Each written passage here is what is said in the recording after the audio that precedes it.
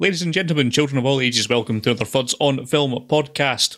My name is Scott Morris. Joining me today, we have Drew Tavendale. Hello.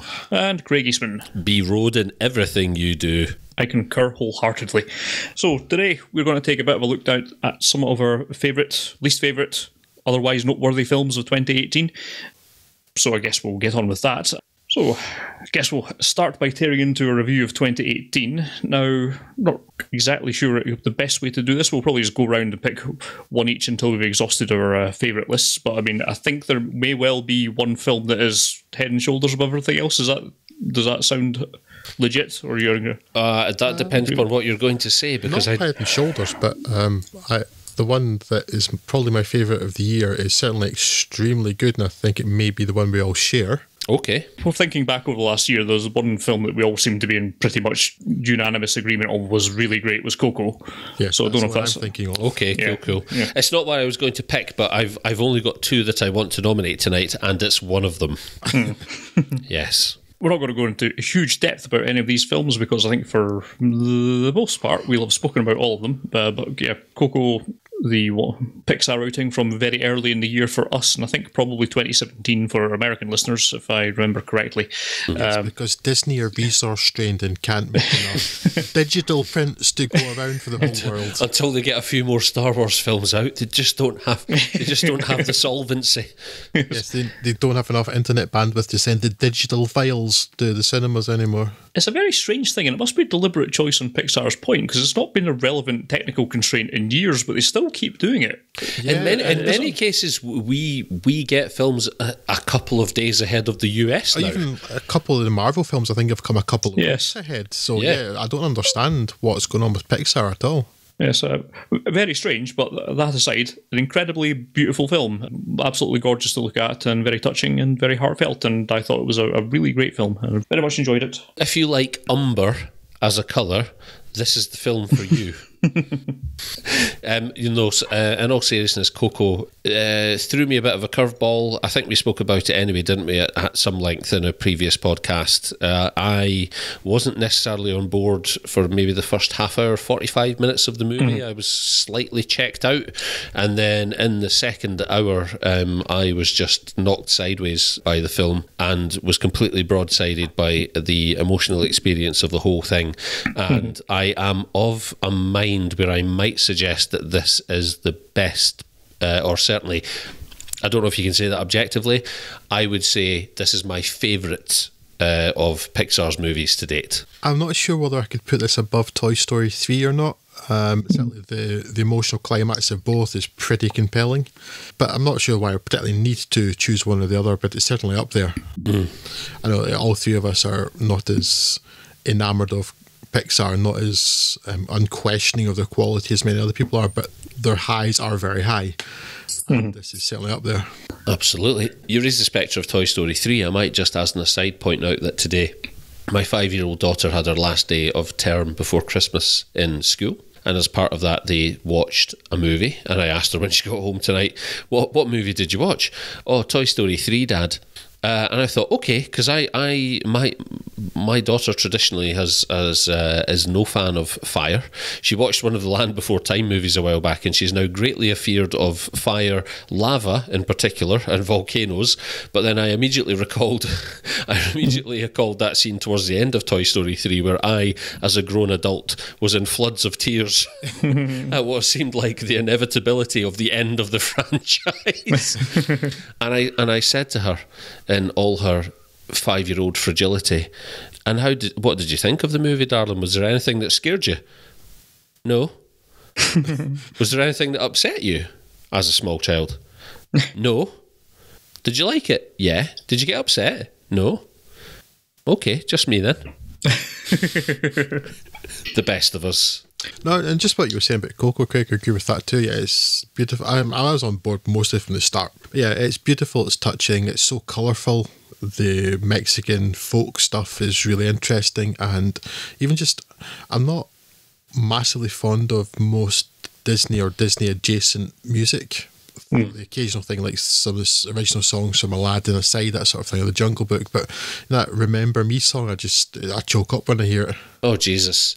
The thing about this movie is now, in retrospect, with the best part of a year behind us since we spoke about it, I watched it several times on a recent ferry crossing to Dublin, and what strikes me most about it is, and I think the film's greatest achievement, is that in tackling head-on the topic, essentially, of death, it proves that it need not be something to be afraid of, and that there is a great deal of, in a very sort of strange sense, there's a great deal of life and joy that might surround that in the celebration of other people, and the central tenet that you will live as long as other people remember you, and therefore your deeds are what is important. That is your legacy. I think is just, I don't think there's anything more fundamentally important in anything than that.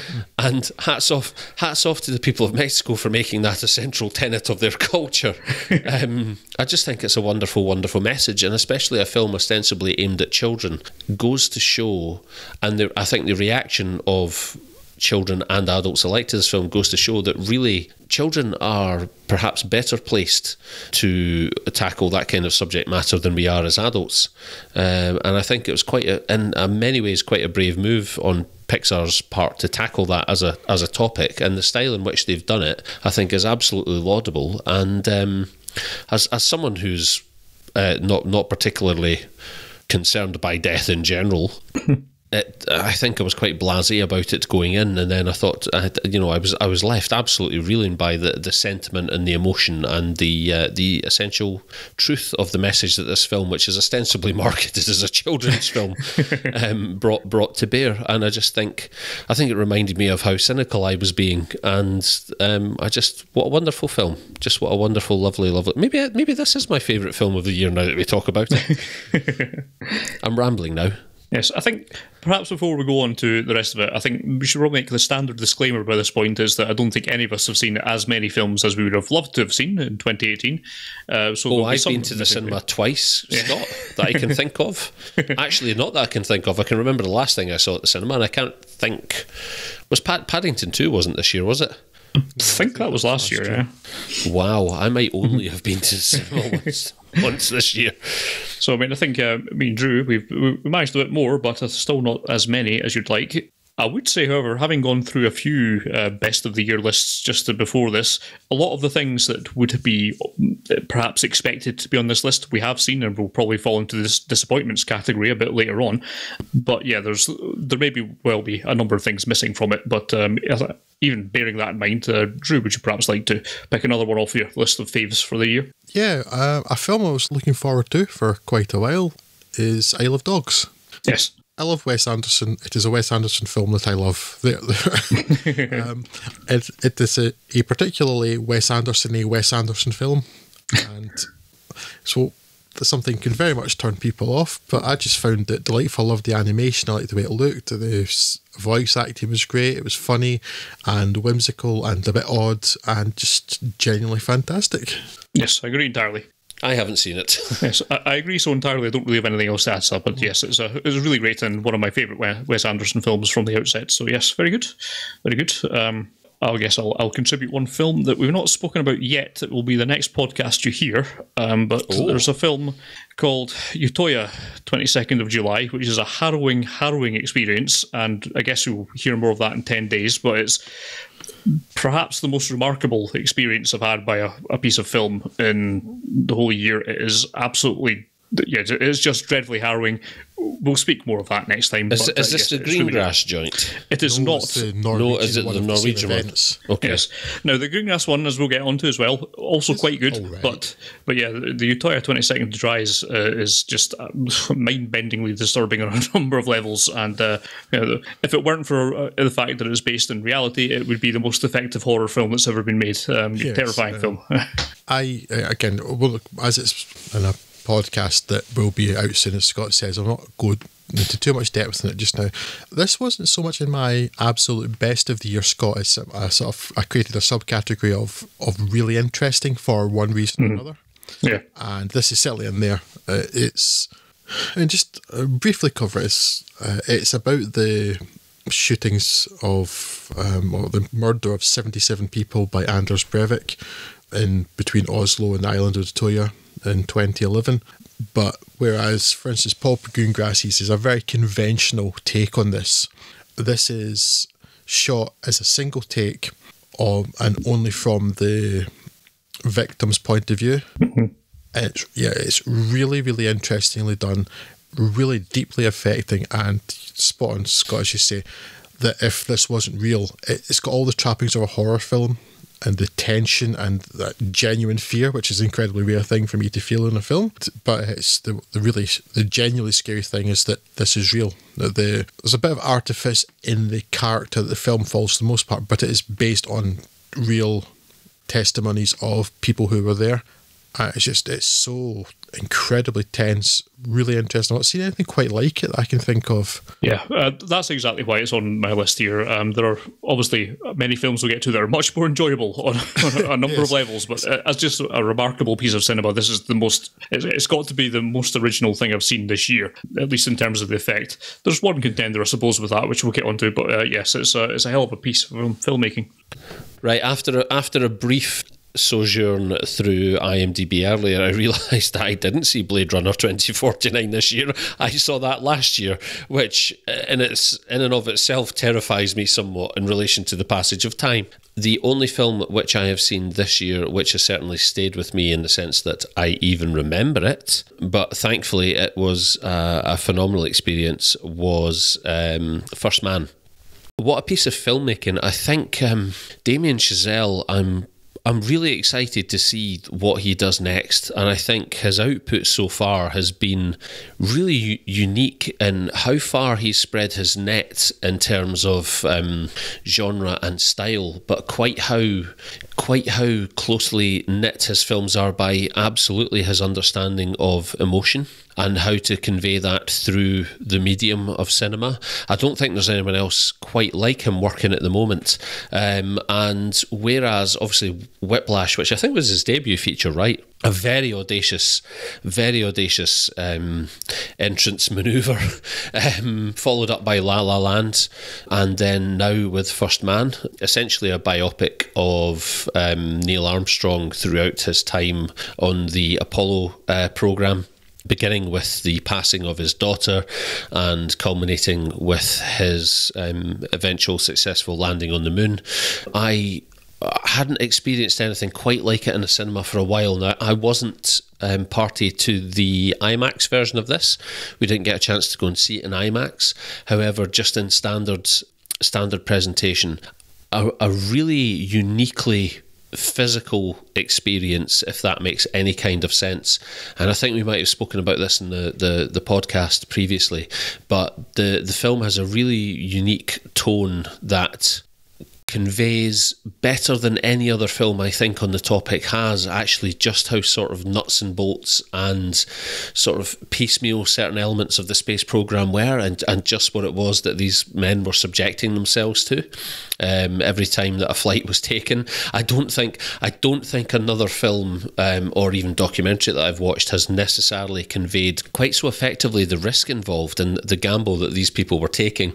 It's one thing to say that the life expectancy of a test pilot on the Apollo program, or sorry, the test pilots going into the Apollo program was something like 50%. That sounds essentially, or it feels essentially meaningless. This is the first film that really brought it home for me in some sense, and it's the way that Chazelle handles the emotional aspect of the film, and people have taken obviously exception to certain elements of the film, and the ending, or certainly not the absolute ending, but one of the events that is portrayed when Armstrong is on the moon. Some people have taken exception to. It's definitely the emotional climax. Yes, absolutely. An emotional climax of the film is a point of contention for some people. There's a great deal of debate, depending upon who you speak to, as to whether or not this is actually what happened. The majority would be on the side of no.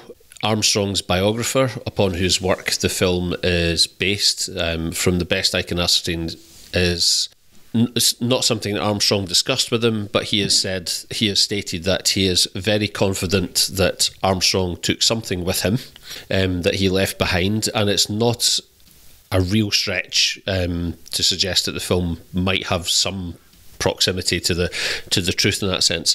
Regardless of that, in terms of the movie being a portrayal of a man in a moment in history and his place in a moment, perhaps at this point, the absolute pinnacle of human achievement, it is a wonderfully affecting piece. For the most part, it's delivered with a great deal of economy and focus, much closer to Whiplash in the sense of people in pursuit of excellence and the overall tonality of the film. But again, a completely different subject matter.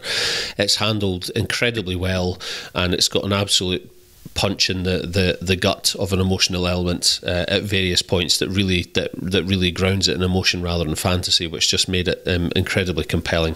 And I can only imagine what this must have been like watching it in IMAX and experiencing sort of something slightly closer to the physical aspect of the rocket program than you might have garnered in the standard presentation, which was already incredibly tense. I'm not sure I wanted to feel any more like I was inside a rocket next to those guys, but just a really wonderful piece of filmmaking that speaks to Chazelle's sort of burgeoning confidence, and I suspect his best film is still in him. Yes, I agree with that.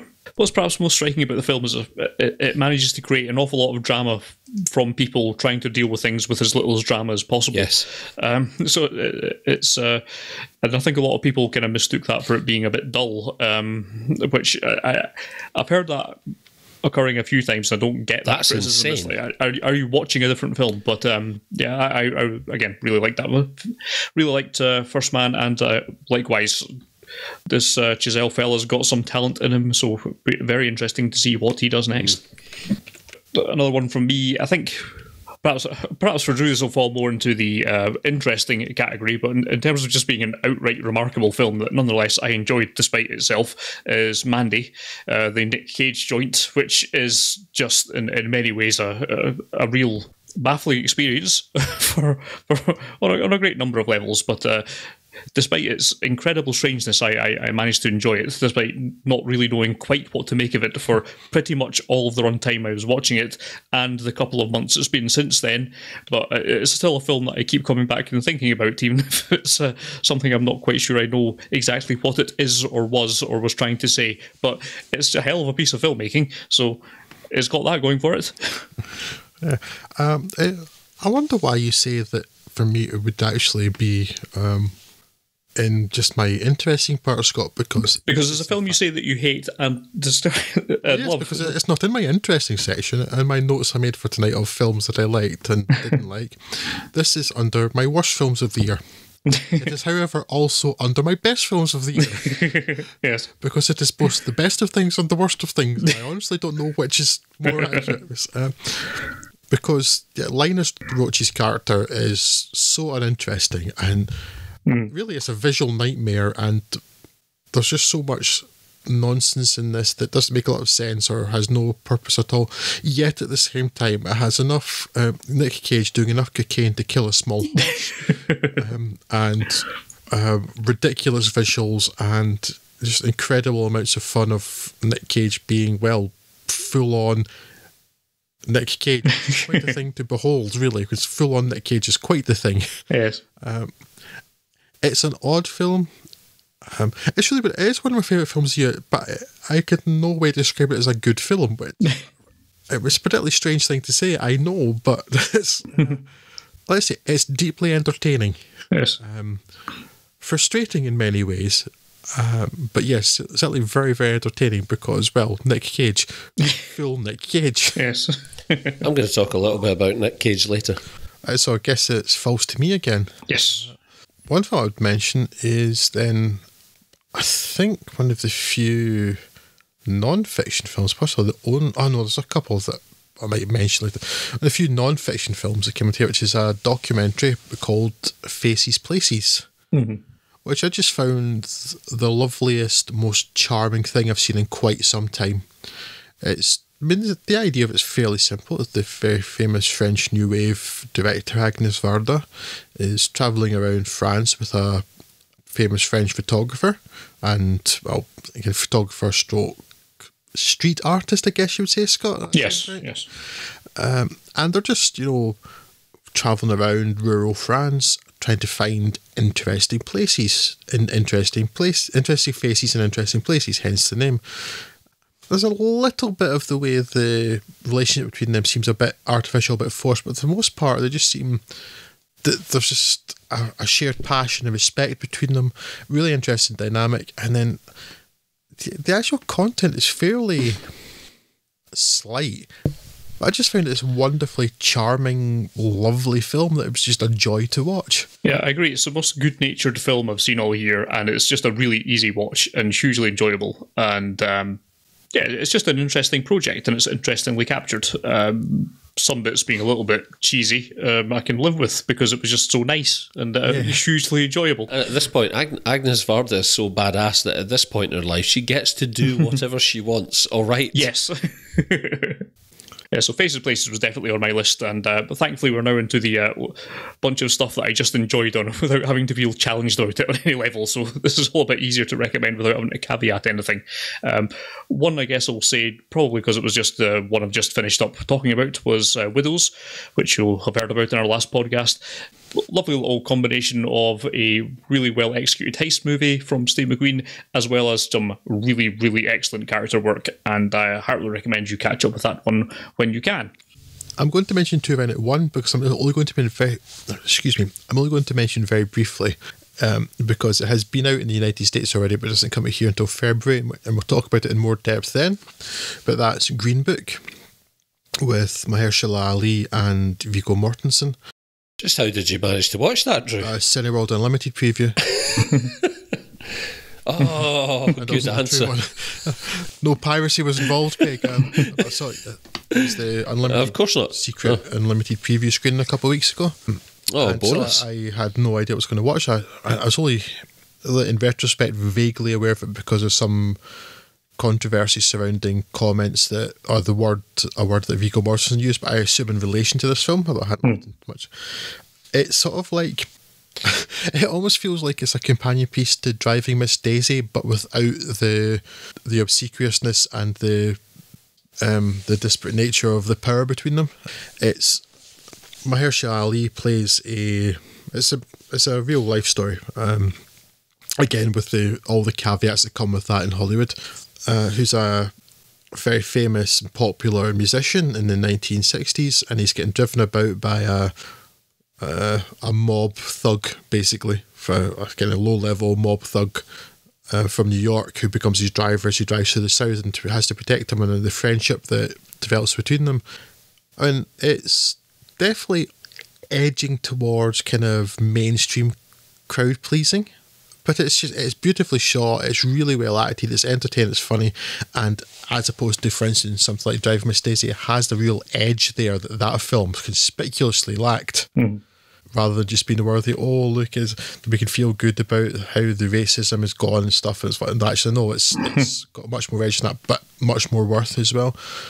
Again, I'll talk more about that later, but certainly if anybody's listening to this in, for instance, the United States, which is already out, if you can get a chance to see it, do so. Here, I believe it comes out the start of February. Yeah, I'm looking forward to that one.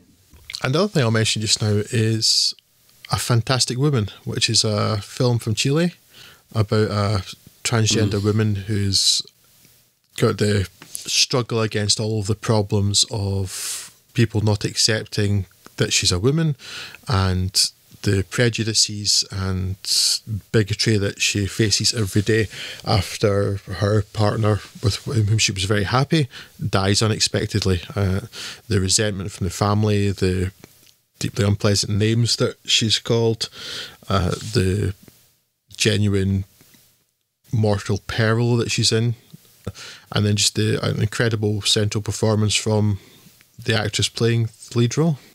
Yeah, that one didn't quite click for me. Fantastic Woman falls into somewhat. There's a few films I expected to like, given what I'd heard about it and the reception, and I didn't, and that was one of them. I don't really recall why, it just never really quite clicked for me, Fantastic Woman, I'm afraid. But it's certainly a well put together film, so I can't really recommend avoiding it. In terms of stuff I would heartily recommend, again, just a couple of very enjoyable films. Not particularly complicated films in either regard, but Bohemian Rhapsody, if you like Queen, you'll like this. It's a lot of fun. And it's a good crowd pleaser. Yes. I really enjoyed that. I considered it didn't quite make my top of the list, Scott, but it was in there for a wee while earlier on this afternoon because it's not without its flaws, but it's just so enjoyable. It's just a really entertaining film, which is a big part of the point of cinema. Yeah, so apologies to my credibility, which is now shot, but yes, I liked it, so we'll deal with that. Also, the best comic book film of the year, not Black Panther, not Deadpool 2, it's Ant-Man and the Wasp. Just the most imaginative and the most fun. Not that either Deadpool 2 or the Black Panther were bad, but Ant-Man and the Wasp is a little bit more interesting, a little bit more remarkable with what it tries to do with CG and all that sort of stuff, and a bit more human in a lot of regards. Certainly much better than the likes of Avengers Infinity War. I've just remembered as well that in terms of not necessarily films of the year contenders, but films that I enjoyed very much, Annihilation is worth a shout out. Well done, Netflix on that bad boy. I was after reading Jeff Vandermeer's novel last year, I was a little bit concerned as to how you would adapt something like that for the screen, and I have to say I think a few people who had read the novel seemed annoyed, which is traditionally the case, and that it didn't stick all that closely to the book, but that is to mistake film for being a similar medium to books, which is not the case. And I think in terms of adaptations of really sort of out there sci-fi material, I think this was very, very well accomplished, and managed to be genuinely unsettling in the right places, and struck a really tonally was very true to the experience that I had reading the book. So I thought that's, if you haven't already, I suspect if you're listening to this podcast you probably have, but if you haven't already, check it out. 100% agree with that. I mean, actually, for me it's actually sitting right below Coco, because if you discount that, it is one of the more remarkable films of the year, but I do probably perhaps need to caveat it, and there's a few things that it tries it doesn't quite pull off, but it's hugely affecting in what it does, and when it hits what it's aiming for, it really hits it. And there's a few moments of that will stay with me for an awfully long time.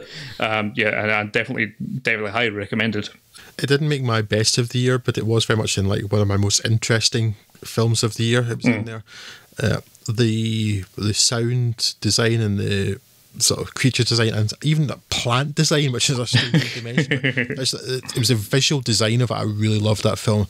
I mean, it wasn't perfect. I just don't think Natalie Portman's all that great an actor, and she's really kind of straining herself there. But it's interesting. I really liked the way it looked and felt. There's a whole kind of tone to the film that felt quite different from a lot of stuff, and that's almost what worried me most about it, is that I had a very definite idea in my head of what Vandermeer was trying to convey, and I can assume that most people had the same image in their head, that they interpreted it the same way as I did, but you know what they say about assumption. But my experience then of the film was that tonally and visually it was incredibly close to how I felt that material should have been, or deserved to be represented, and very, very unsettling with it. I think that probably must have been the biggest challenge in adapting it for the screen, and it succeeded overwhelmingly well. Just to pop back before I go on, my next choice is, Scott, to pop back to what you said about the comic book films. Certainly Ant-Man was one of the most enjoyable films I've seen this year. It was very slickly produced, but it was a great deal of fun, very entertaining, very funny. Yes.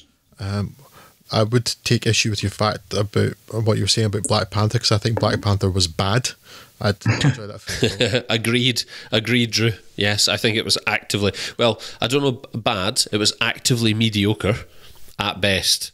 That's what I would say about it. Yeah, I won't defend it too much, but I have seen it in some lists really high up on like top 10 of the year lists, and I can't see where that's coming from. It's fine. I enjoyed it, but it's entirely forgettable. I think people are being swept up in the sort of social import of what it represents culturally. Which is undeniable to see. 100%, and not to diminish from that. Black people so conspicuous in the centre, and that is great. There's so much value in that.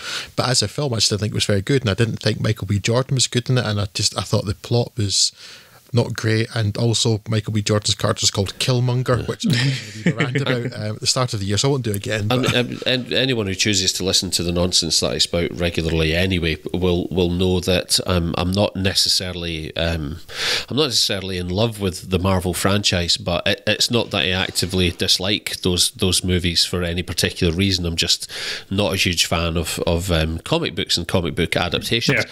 I think there have been a couple of really good Marvel films that I've enjoyed, and I also concede that actually what I think Marvel have done really well is that there's certainly an absolute baseline and consistency of what I think an audience can come to expect from a Marvel film. There's an absolute sort of minimum level of competency involved, but I think that Black Panther probably represents the lower end of that. And in fact, just keeping with the comic books now, I really enjoyed Avengers Infinity War, and I can understand why people wouldn't. I really enjoyed it, although I still continue to take issue with the fact people saying they were emotionally affected by the end, and I think these people are crazy, because clearly none of that means anything. It can't possibly. Those are people who need more fresh air, Drew. Yes. But just as for best comic book film of the year, I'm not sure. Yes, Ant-Man is thoroughly entertaining, but it does have perhaps a bit less than some of them, but it does fall into the Marvel formula and suffers a bit from that general lack of visual flair that most of the MCU films have. There's nothing particularly special about how they look. Yeah. So I think my favourite comic book film of the year may actually be Spider-Man Into the Spider-Verse, because it looks so distinctive. It was really funny and really touching and quite unlike anything I've seen before. I've got to talk very little about it because we mentioned it in our last episode.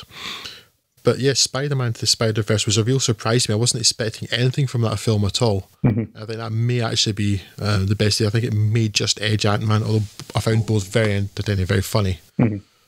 As for my other films here, I think the other one that I particularly want to mention is Spike Lee's BlacKkKlansman. Not without its flaws. It's another really strong, really vibrant, and really kind of angry, but with a real core of humour to it, film from Spike Lee, featuring great performance from Denzel Washington's son as well. Again, based on a true story, with all of the caveats that comes with for how accurate it is. Although, by most accounts, that film's quite close to what actually happened, unbelievably. The idea of a black man infiltrating the Ku Klux Klan with help from his partner. I just found that film thoroughly entertaining, and Spike Lee continues to be one of my favourite filmmakers. Now I've come to the realisation that I've actually seen many Spike Lee films that somebody thought I'd seen too. Yeah, I still need to catch up with that shamefully, but I'm sure it would form part of this list. Otherwise, it sounds like exactly the sort of thing I would like. Just before we go on to other matters, I guess there's two films in this list that I've not mentioned that I like much more than you two from previous experience on the last podcast. So again, not much point revisiting that, but I got a lot more out of Ballad of Scruggs and Sorry to Bother You than I think either of you did. No, Scott, the very first film I wrote on my list of best of the year, they went in order, but the very first film I wrote on my best of the year was The Ballad of Buster Scruggs. So, well, that's good then. Yes. I've either not expressed myself well or you've misunderstood me, but no, I found it thoroughly entertaining. I lost some of the sections. I was a bit like, oh, that's it, but just other bits made up for it, and the Coens dialogue is amazing. Absolutely. Moments of the Coens' best, but not the Coens' best. No, but I'll take a film that only has moments of the best than no film at all. For yes. And it's also not The Lady Killers. Yes. I suppose a few other things I'll just throw out. A couple of animated films that were in the contention, didn't quite make the top 10, but The Breadwinner and Mary and the Witch's Flower, both very nice, very worth watching. The rest of them. I've considered both of them as well, Scott. Mary and the Witch's Flower, I think, perhaps suffered a little from being very visual, like a Studio Ghibli film, without quite the content to match it, but still a pleasant experience to watch. Yes. And a couple of films from earlier in the year that were, I think, more of the Oscar contenders. A lot of these actually we'll get to in things that actually quite disappointed me. And I think, Drew, you've got at least a different opinion on one of these. But I quite liked I, Tonya and Three Billboards Outside of Ebbing, Missouri. I don't think either of them are quite as good as the general reception for them was, but I still enjoyed them well enough. I know in particular you don't like I, Tonya, but... I enjoyed I, Tonya. I don't remember you disliking it, Drew. Dislike is strong, but I wasn't particularly impressed. But I just didn't particularly like the tone of it. I think, to be honest, I'm struggling to remember quite why I wasn't so on board with it. We did that quite near the start of the year, I think. In part it's the issue I had with it as well, is it plays it very light for a film that is actually about some pretty tragic personal circumstances. Yeah, that's certainly true. Yeah. But yeah, Three Billboards Outside of Ebbing, Missouri, fantastic performances. I was really enjoying it, and then just like that end, it's like, it doesn't fit. It doesn't make, it's so rushed. It doesn't make any sense, and the ending kind of spoiled that film for me. Yeah, not in a kind of stupid twist sort of way. It's more just it didn't fit. But Frances McDormand and Sam Rockwell were wonderfully watchable for like and I do agree with that as well. But I think the highs kind of outweighed the lows a little bit for me in that one. But I still quite enjoyed it. Yeah, that was soured for me a little bit. But again, we spoke about that in the podcast. Anything else you want to bring up in the unalloyed best ofs before we go on to perhaps some disappointments? In best of. No, I've mentioned everything that was really my best of the year. A couple of mentions I've sort of created a separate category of interesting, which rather than necessarily good or bad. Right, there are two, but actually we ended up covering them in the same episode earlier this year. There are two films associated with religion that were at least interesting. One is Apostasy, a low-budget British film about Jehovah's Witnesses. Yes. It's not a great film, but it's just a world I knew so little about. So from that point of view, it's really interesting. And the writer was a former Jehovah's Witness. So it's just an interesting, a fairly little-known Christian sect. And the companion piece to that was First Reformed, Ethan Hawke, which, again, another film let down by the ending. Yes. It's like it was such a jump, such a stretch to get to that end that I just didn't buy it. Though I didn't buy that and the terrible special effects. Ethan Hawke and Amanda Seyfried are floating through space in a 1992 special effect for some reason. Sold. Briefly in that kind of... I couldn't really... They don't really quite fit into bad or good. They're interesting is the best word I can think of. I know very briefly, I'm going to basically mention their name because it was our last podcast, one before, which is The Other Side of the Wind and They'll Love Me When I'm Dead. Yes. Undeniably interesting.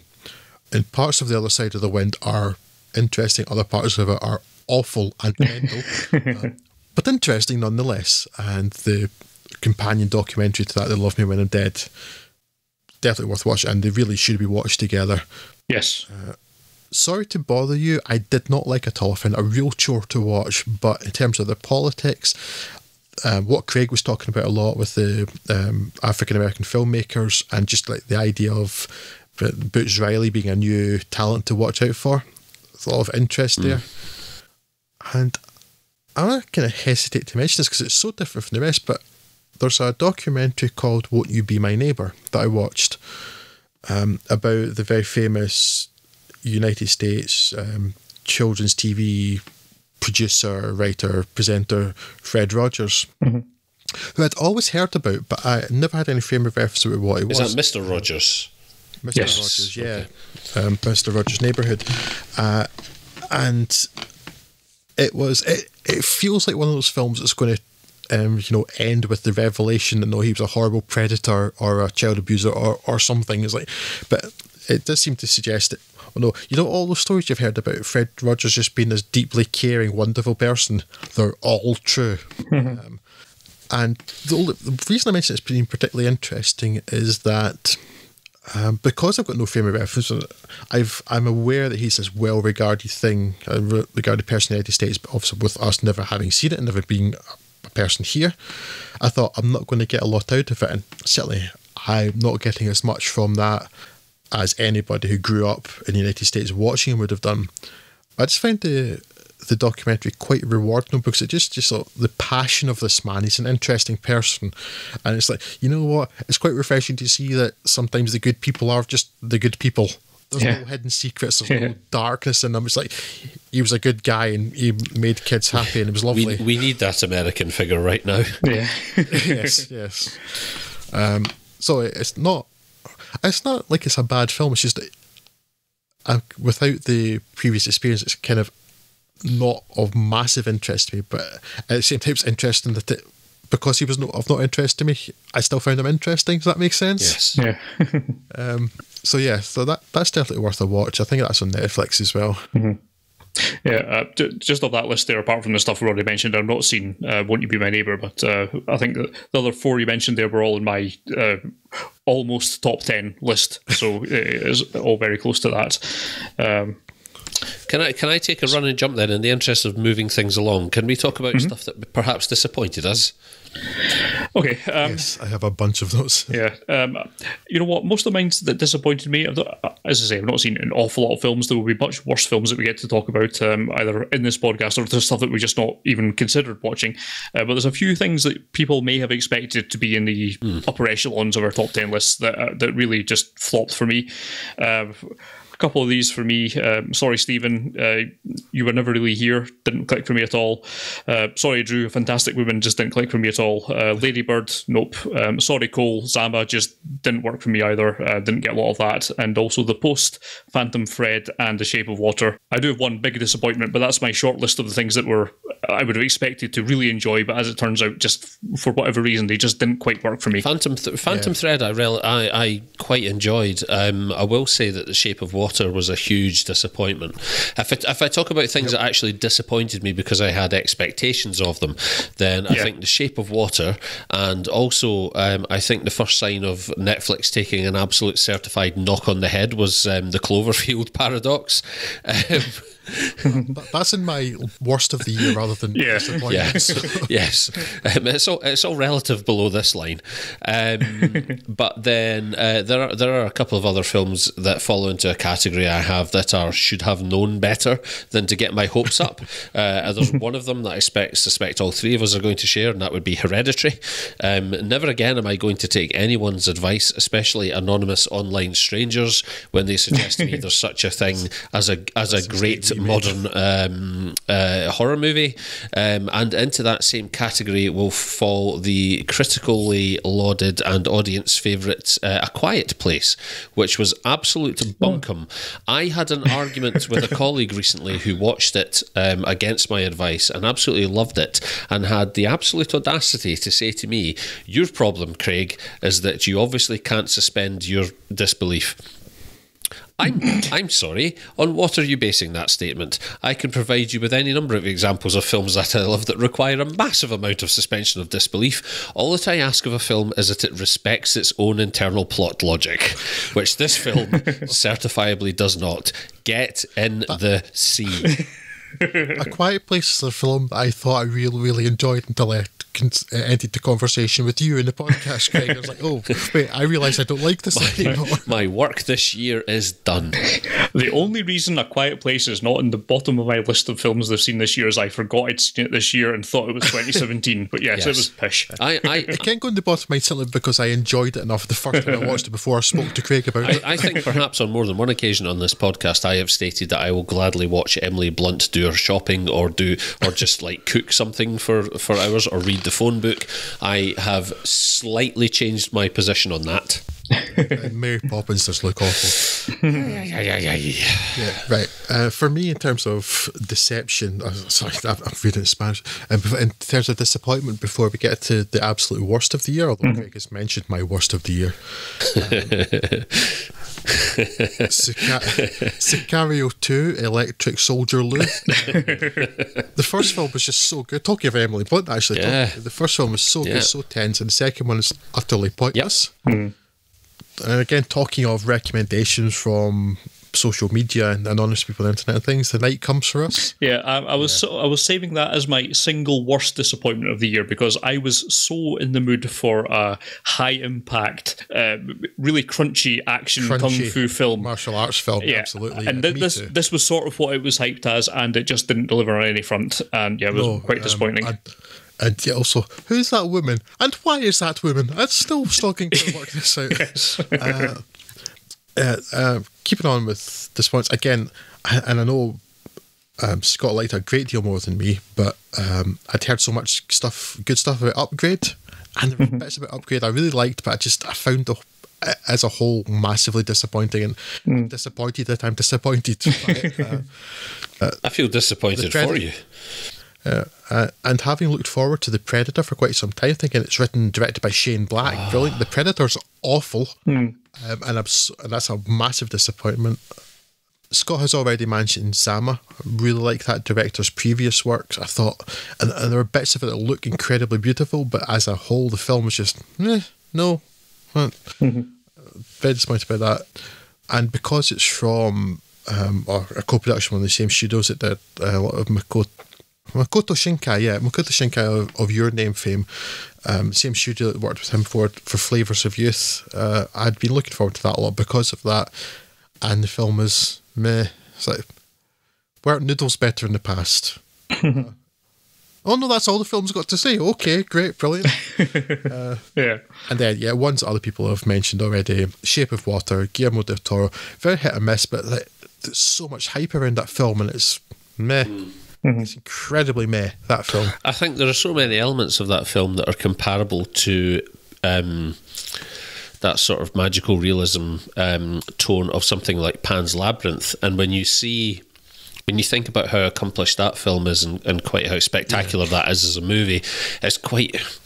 I don't know, I worry that I'm missing something, because to me that The Shape of Water was so spectacularly misjudged, and any time I watch Michael Shannon on film and think, man, you look like you're acting like you don't want to be here, that's an alarm bell for me. A bad Michael Shannon performance, or a Michael Shannon performance that feels forced, is a terrible alarm bell to hear. And I just think to myself, how can you have two movies of a similar sort of nature be so diametrically opposed in terms of quality? But enough people seem to feel that it is a fantastic Oscar-worthy movie that I'm perfectly willing to accept that I may be wrong, but I just don't. That perhaps more than any other film this year is the film that I just don't get the reaction to. No, I don't see how that's special at all. No. Did that not win Best Picture? Did it? It possibly did. I think it might have done. Yeah. I'm not absolutely saying I don't pay a lot of attention to it, but I think it. I think you might be right, actually. And yeah, it's not a bad film. But it was massively disappointing. The one other really disappointing film I'll mention, which also is probably in my worst of the year, but I'm sort of separating the disappointment, is Mute. Oh yeah, because Duncan Jones, I was really looking forward to this, and it's terrible. It's terrible and pointless, and what is going on with Justin Theroux in that film? It's so strange. What did you think of Mute, Scott? Mute, I don't think, if I remember rightly, I hated it quite as much as Drew did, but yes, it's not particularly good, and I wouldn't recommend it to anyone. It was very much a waste of 2 hours and a real disappointment from, given the director that it's coming from. Yeah, by no means a recommendation, and one of the low points of the year. Yeah, certainly. We've already mentioned a couple of the films that I hated this year in terms of A Quiet Place and Hereditary. Not going into much more. There are 2 others that I also loathe, one of which perhaps I'll leave for Drew because I'm sure he hates it too. But Halloween, I do not understand what anyone saw in Halloween. It's an awful film, and yes. Oh no, I kind of wanted you to catch up with that. I mean, I'm not going to stop you, but it's terrible. Oh. Drew, anything sinking your ship this year? Yes, I got a couple of mentioned. Mandy, best of the year, worst of the year. Craig's also already mentioned the Cloverfield Paradox. That is in my worst of the year. Absolutely. It's terrible, it's nonsensical, it's ridiculous. Deadpool 2 is appalling, it's achingly unfunny. I mean, I thought if the original film was at best okay, the second one, because it made me angry, it was so poor. Yeah, I didn't mind it that much, but it's a step down from the first one. Yeah, I wasn't so in love with the first Deadpool. I mean, I thought it was okay. I have no intention of watching it again. Yeah, it was okay. I probably would have checked out too, because I think Zazie Beetz seems hyper cool, but I'm guessing from this it's not worth it. And plus side, if you do want to watch Deadpool again, you can watch Deadpool 2 because it's the same thing again. So that's good. The worst film of the year was Hereditary. It's appalling. It's stupid. It's incredibly poorly acted, especially by Toni Collette, who's getting all this plaudits for great acting. Like, this is the worst performance I've seen from anybody in a long time. And her ridiculous eyes when she's sawing her head off. Yes, I was going to say the cheese wire, but yeah. And the bit where she flails across through the air behind someone at some point later in the film, I can't remember, and it's supposed to be like one of those shock moments, like when the alien pops across in the background in the home video and signs, and it just looks absolutely ridiculous. And ludicrously not scary.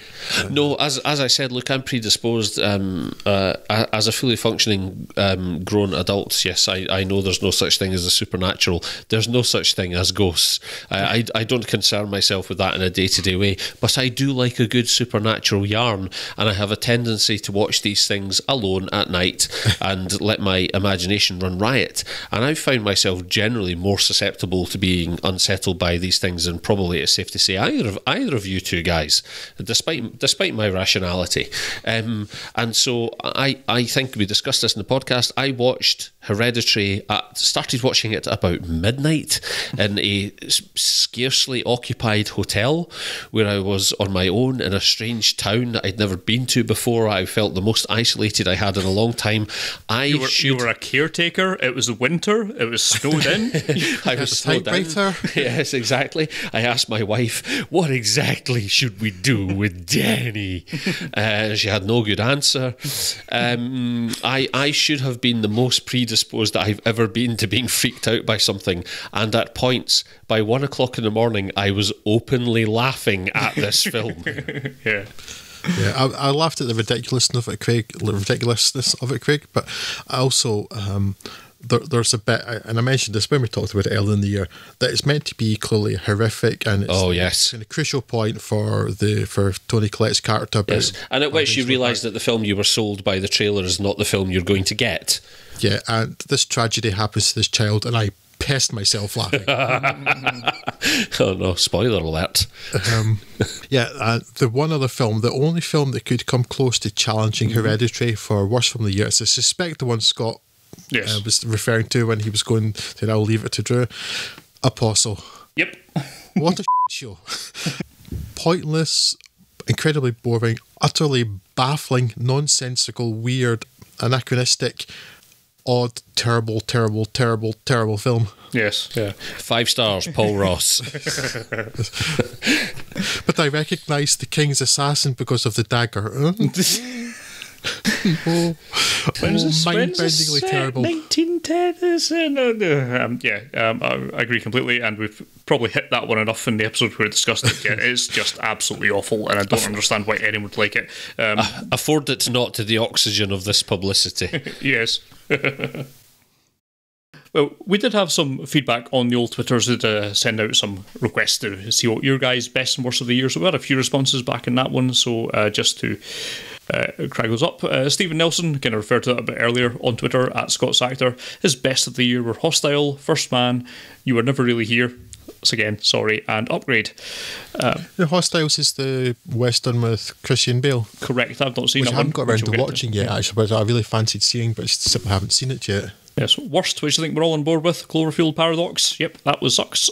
Yep. You are not wrong, Stephen. And most disappointing, Shape of Water and Outlaw King.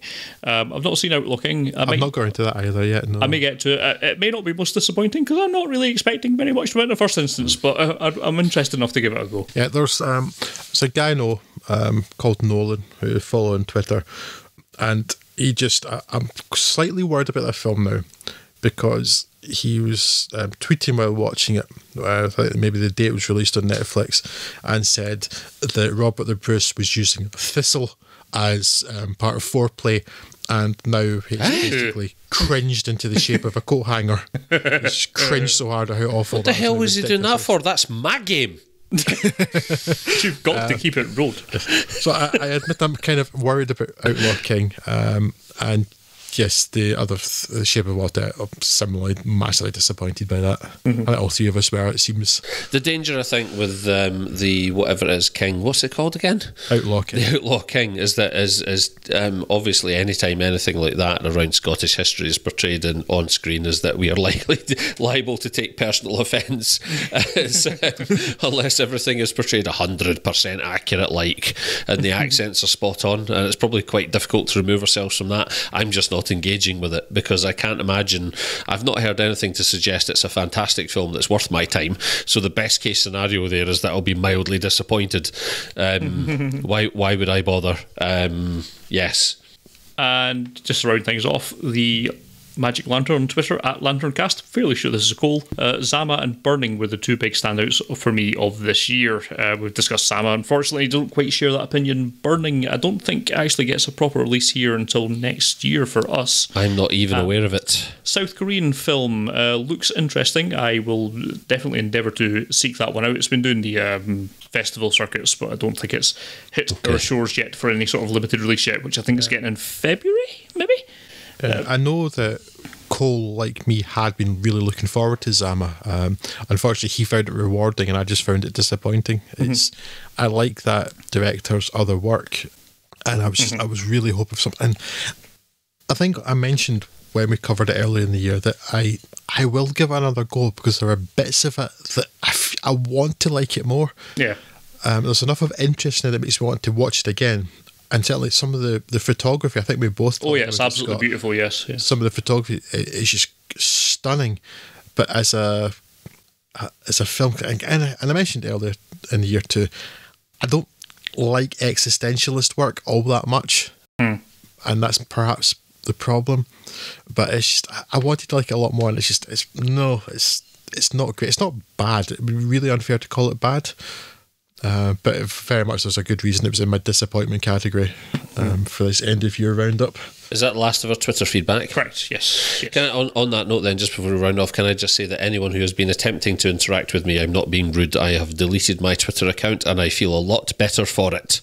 I am now, last month I think I did it, and I am now past the point where I think I could even possibly recover it if I wanted to. So I'm not being rude. My profile has diminished for a reason.